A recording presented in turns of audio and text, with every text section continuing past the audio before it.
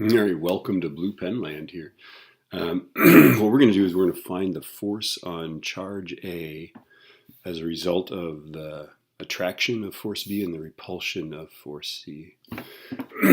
So the very first thing to do, and this is the most important thing, right, is to figure out the direction of these forces. So A and B are opposite charges, so A will be attracted to B. So there's going to be a force that way, right? I'll call that the force of B on A, right? And then C is actually going to, I'm going to draw that a different way here. I'll call that the force of B on A, right? And then C is the same charge as A, so C is going to repel A, right? So that's going to be the force of C on A, okay? This is you don't want to mess this up. This is the most important step. So again, since these are positive and negative, they attract each other. So the force of B on A would be toward B, right? Since A and C are opposite charges, then there's a force of repulsion. So C will push A directly away, okay? So that's the first thing, is to draw arrows, right? And figure out which way the forces are going to act. The next thing is to find the magnitudes of these forces. And so to find the force of B on A, right, that's going to be K, where K is, of course, 8.99 times 10 to the 9th Newton meters squared per Coulomb squared, right? So it's going to be K times, and then B is 110 microcoulombs, right? So micro is 10 to the minus 6th, right? Okay, and then A is 160, right? And then the distance separating B and A, well, let's see, we got to use the distance formula, right? It's going to be the square root of, right, 2 squared plus 2 squared, right? So B is 2 over and 2 up, right, from A. And then, of course, it's over R squared, so we square that. Notice the net result of squaring a square root will be that the square root's not even there, okay? Okay, so let's put a box around that. Okay, so I'm going to find a number here, and let's see what my calculator does. 8.99 E9 times 110 E minus 6 times 160 E minus 6 divided by parentheses 2 squared plus 2 squared. And I'm going to store that in the letter B, and I'm getting 19.778 newtons. I'm just going to double check that, which is hard to do with this calculator. All right, looks like I've got it right. 160, and then, yeah, all right, there we go. And now I'm going to find the force of C on A. Okay, and that's going to be K. C is 630, right? Notice I'm ignoring the minus signs here because I already know which direction they're going. So I'm just finding the sort of the absolute value of the magnitude of the force, right? I'll deal with the direction later because I'll have to figure that out. Okay, so 630 microcoulombs. A is 160 microcoulombs, and then square root of, and then let's see, this is 1 over and 2 down, right? So 1 squared plus 2 squared. All right, and then that is, of course, the radius, and the radius is squared in the Coulomb equation. Okay, so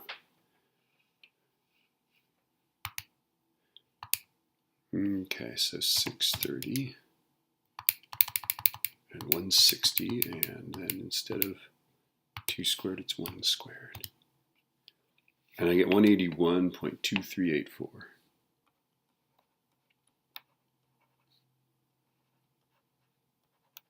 Okay, and oops, all right, good enough.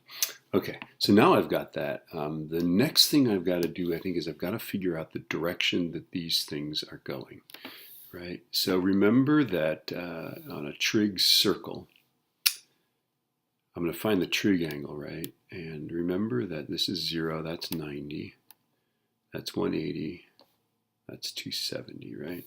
And so if I draw a little line right here, okay, this is 0, okay, the angle for FBA, looks like it's 45. This is a 45 degree angle, right?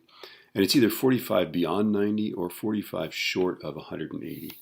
Okay, so either way, it's 135 degrees. It's at a trig angle of 135 degrees on A, right? Okay, so that one's easy, and I'm always going to give. There's always one of these in the assessment that's always a 45 degree angle, or it'll be all in the X or the Y. The direction that C is, though, that's kind of interesting, right? There's sort of a crazy angle there, and it's past 90 by some angle there, right? And that angle is, of course, let's find that angle. That would be 1, and 2 is the adjacent side, right? Okay, so that angle, theta, is inverse tan of 1/2, which isn't any special angle. Okay, so I'm going to go, first I'm going to check and see what mode I'm in, and I'm in degrees. Okay, this is good. Okay, so let's go inverse tan of 1 divided by 2. And that's 26.565 degrees.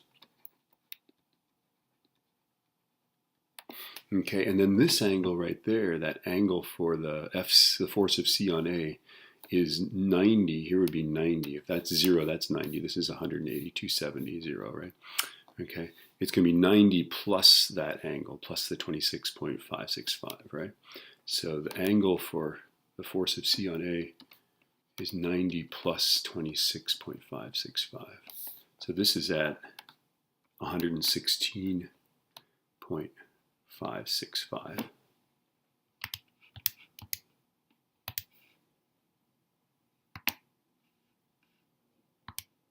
And I'm going to store that angle somewhere. All right, now I think we're all set. Okay, so now we've got the force of B on A, the force of C on A. Let's make some good straight lines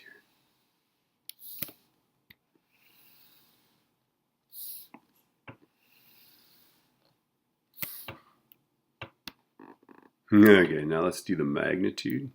The force of B on A. Don't mess these up. 19.778. And then the force of C on A is 181.23. All right. And then let's do the trig angle. Okay, so FBA, here's 0, here's A, right? Here's 0, it is 45 degrees past 90. Here's 90, right? 45 past 90 is 135. Okay, and then the force of C on A, this is the force of C on A right there. Okay, it is 26.565 beyond 90. So we start here, we go past 90, 26 point that, right? So that's 116.565. There we go. All right. Okay, now we're going to find the X component and the Y component.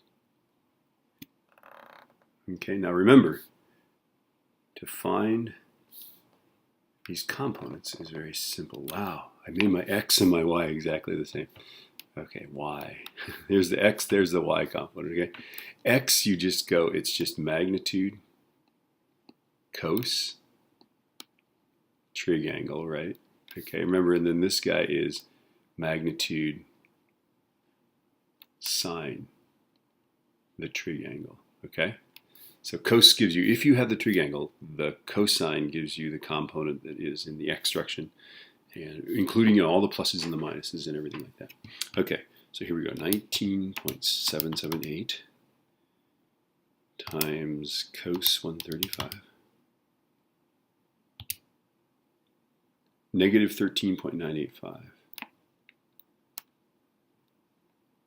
So we're saying that this thing here, this component right here, is negative These are not to scale because FCA is huge, just giant, right? It's much bigger than this guy, right? 10 times longer, but that's okay. So that little component is negative, and then of course the y component will be just positive, but let's go ahead and do that.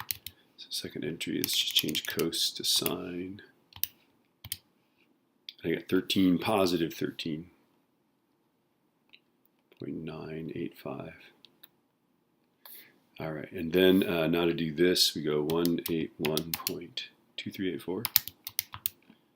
Okay, cos of, I'm going to get that exact number there just for kicks. All right, here we go. And I get negative 81.05.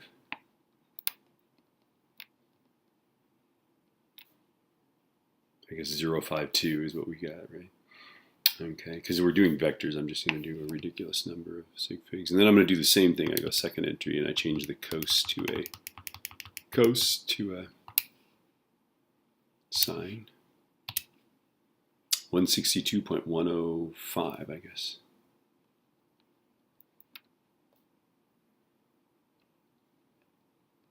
And these are all newtons, right? Obviously, our next step is to add x to x and y to y, right? So let's find that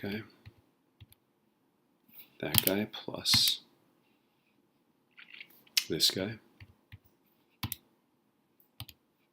And I get negative 95.037.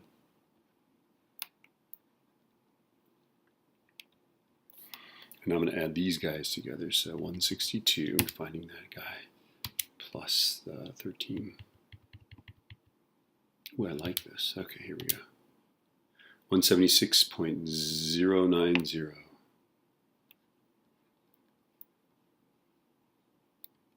Okay, so now we've got this, right? We've done all this work, right? We identified the direction of the forces. We calculated the magnitude of the forces. Hopefully we didn't mess anything up there. We've got these things. We found the angle. We found these components. We've added these all together. It's like we've gotten so close to our goal. Now we have to draw a picture, right? Notice that we're going to go to the left a little bit and then up nearly twice as much. Okay, so let's draw a picture of that.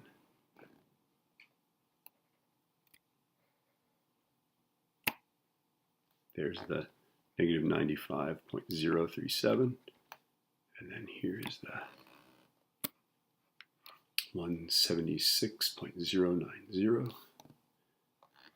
That's the vector right there. And I'm just going to find this angle right there.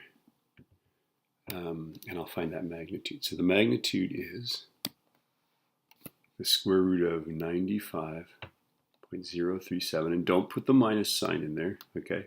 Unless you put it in parentheses, because your TI calculator will betray you. 176.090.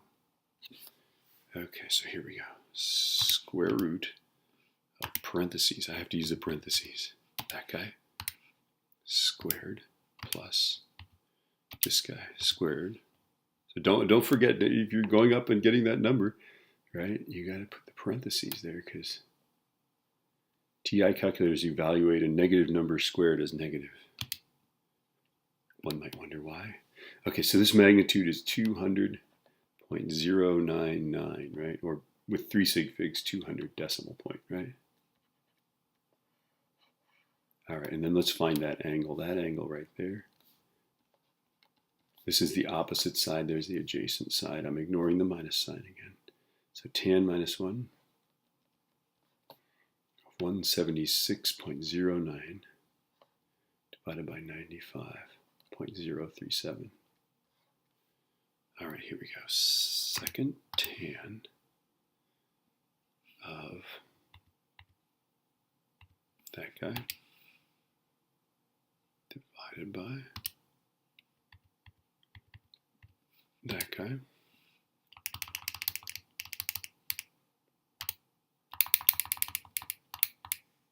Well, I like this calculator. Okay, here we go. 61.64 degrees.